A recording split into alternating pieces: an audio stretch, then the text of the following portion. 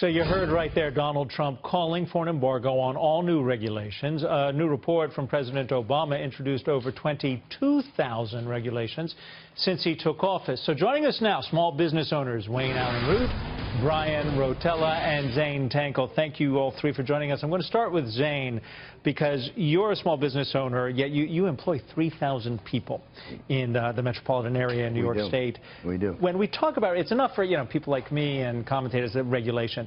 You live with it. Can you give me an example of changes that have taken place in the last 8 years that have either prevented you from employing people or giving raises or hurting your business? Sure. I can tell you that there's a cottage they have actually, these regs have employed a lot of people as I think about it. There's a cottage industry of lawyers that just troll for violations of any of these regs, and most of them are really form over substance. For example, Adam, the minimum wage for a server is $5. If you don't show 8 minus 3 equals 5 on the paycheck, you can be cited and fined by the government because $8 is minimum, or $7.50 is minimum wage right now. Minus 3 because the minimum wage for a server. If you don't show that on their paycheck, it's all about form over substance. So if you make a mistake on their paycheck, you're the one who gets slapped. You get fined, and they come in and they investigate. So let me go to Bryan. I mean, when you hear what Donald Trump was talking about, and then this new report which shows $22 billion in new regulatory costs pushed on small businesses last year. It totals, I believe, according to the report, $100 billion during the Obama presidency. Is Mr. Trump's proposal, one, realistic, and two, would it help people like Zane here? First of all, hi, Adam, but absolutely it's going to help Zane, and I'm going to say I am one of the lawyers on the panel here, and I don't take any offense to being called a cottage industry because I actually defend against lawyers that are doing exactly what he said. Mr. Trump's proposal, if it was an iTunes library of playlists, was a winning playlist not only for small businesses but the bigger businesses I represent, and what that was is tax relief, health insurance relief or Obamacare relief, and third, deregulation. So Mr. Trump also called for overturning all of President Obama's executive orders today. Listen to this before I go to Mr. Root. I will also immediately cancel all illegal and overreaching executive orders.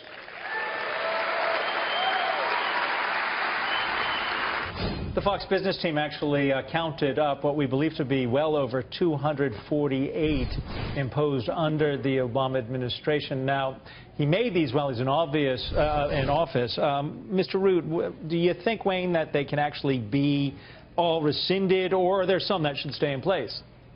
No, I think they'll all be rescinded on day one. If Trump is president, I don't think a normal, traditional establishment Republican would do that. I think Donald has the cojones to do it, and that's why he's so hated by the establishment, by the liberals, by the Democrats, by the establishment GOP. Even they don't like him. Even some GOP congressmen are endorsing Hillary or saying they won't vote, and they're a disgrace to their party. Donald Trump's the one guy who I picked a year ago. I predicted he'd win the presidency, and I'm very proud of myself because I thought, you know what, he's a businessman.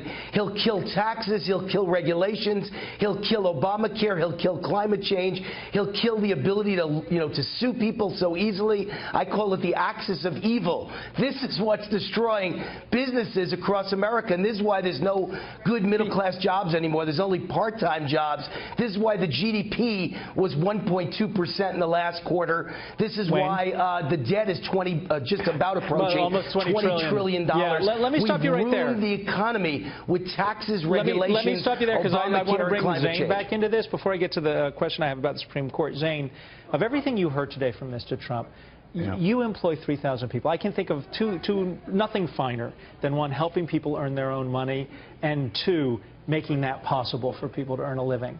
What did you hear from Mr. Trump today that would help you not only do that for your 3,000 employees, but perhaps even more people? Well, I think, look, Donald Trump is not the panacea, sorry, for all of it, because a lot of claims I'm not sure are possible to happen, very frankly. But certainly tax regulations are critical because we're not competitive with anybody else as a country. What bothers me is the isolationist theory because ideally exports help employment. I, too, went to the Wharton School.